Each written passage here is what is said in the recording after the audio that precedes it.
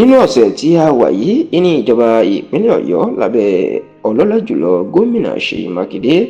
lẹ́yìn wọn fún ìjọba ìpínlẹ̀ Ọ̀ṣun tó fẹ̀gbẹ́ tì wọ́n lábẹ́ ọlọ́lá jùlọ gómìnà Nurudeen Jackson Adémọ́lá Adélékè ní bílíọ̀nù kan náírà tó sì jẹ́ pé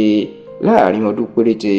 tí àsìkò yìí ni yóò jẹ́ bílíọ̀nù karùn-ún náírà ìyẹn 5 billion naira tí ìjọba ìpínlẹ̀ Ọ̀yọ́ lábẹ́ Ṣèyí Mákindé tó ti sá fún ìjọba ìpínlẹ̀ Ọ̀ṣun. Ǹjẹ́ kí ni ìdí tí ìjọba ìpínlẹ̀ Ọ̀yọ́ pàápàá Mákindé tó tún fi fún gómìnà Adémọ́lá Adélékè ní bílíọ̀nù kan náírà? Ó mà ní lórí ọ̀rọ̀ iléèwé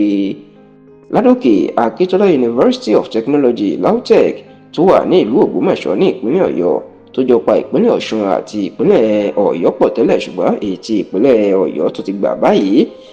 gbọ́n ti pé ní ìpínlẹ̀ Ọ̀yọ́ àtijọ́ ara ìpínlẹ̀ Ọ̀yọ́ ni Ọ̀ṣun wà, èèyàn pé ìpínlẹ̀ Ọ̀ṣun tẹ̀ ń wò yìí ara ìpínlẹ̀ Ọ̀yọ́ tẹ́lẹ̀ ló wà tí wọ́n jọ ń ṣàṣepọ̀ kó tó di ọjọ́ kẹtàdínlọ́gbọ̀n oṣù kẹjọ ọdún 1991 the 27th of August 1991 tí ìjọba ọ̀gágun Ibrahim Babangida tó dá ìpínlẹ̀ Ọ̀ṣun sílẹ̀ tó ya wọ́n kúrò lára ìpínlẹ̀ Ọ̀yọ́ tó sì jẹ́ pé látìgbà náà ìní iléèwé Ládòkè Akíntọ́lá University of Technology tó dá àwọn méjèèjì papọ̀ láti jọ ń ṣàkóso ẹ̀, ṣùgbọ́n ní nǹkan bí ọdún díẹ̀ sẹ́yìn ìní ìpínlẹ̀ Ọ̀yọ́ wò wípé báwọn ṣe jọ ń ṣàkóso iléèwé LAUTECH ó ń kó ìfàsẹ́yìn bá iléèwé náà nítorí pé owó tó yẹ kí àwọn méjèèjì jọ máa dá láti ṣe ìdàgbàsókè fún wọn àwọn ìpínlẹ̀ Ọ̀ṣun kì í rí dá, Ọ̀yọ́ nìkan ló máa ń gbé bùkátà. Eléyìí ni Ṣèyí Mákindé fi rò pé káwọn kúkú gbà á káwọn sì san owó fún ìpínlẹ̀ Ọ̀ṣun láti gbà pátápátá. Ṣá o, àsìkò ìjọba Gbóyèga Oyètọ́lá tó jẹ́ ọmọ ẹgbẹ́ òṣèlú alátakò ní eléyìí ṣeé ṣe fún Mákindé tó sì jẹ́ pé ó ti padà gba ìṣàkóso iléèwé LAUTECH fún ìpínlẹ̀ Ọ̀yọ́. Ṣá o, nínú àdéhùn tí ìjọba ìpínlẹ̀ Ọ̀yọ́ àti Ọ̀ṣun ṣe òun ni pé bílíọ̀nù 8 náírà ìní ìpínlẹ̀ Ọ̀ṣun yóò fi yọ̀ǹda iléèwé náà tọwọ́ tẹsẹ̀ fún ìpínlẹ̀ Ọ̀yọ́ tó sì jẹ́ pé látìgbà náà ni Mákindé ti ń san bílíọ̀nù kan náírà lọ́dọọdún èyí tí yóò san lọ́dún 8. Ní báyìí nínú ọ̀sẹ̀ tá a wà yìí ìní kọmíṣánná ọ̀rọ̀ ìròyìn fún ìpínlẹ̀ Ọ̀yọ́ tó jẹ́ agbẹnusọ ìjọba Mákindé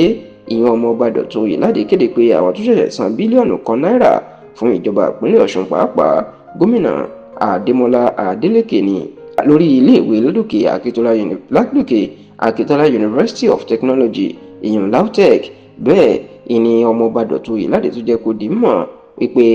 lára nǹkan ńlá tí Mákindé tó ń ṣe fẹ́tò ẹ̀kọ́ òun ni wípé ó ti gbé òbítíbitì owó sílẹ̀ fún ilé ẹ̀kọ́ fún ẹ̀ka tó ti ń ṣèwádìí ìyẹn Teaching and Research Farm ní iléèwé LAUTECH ẹ̀ka tó wà ní Ìsẹ́yìn ní ìpínlẹ̀ Ọ̀yọ́ láti fi ṣàánú àwọn tó ń ṣèwádìí níbẹ̀ tí Dọ̀tun Oyèládé sì jẹ́ kó di mọ̀ pé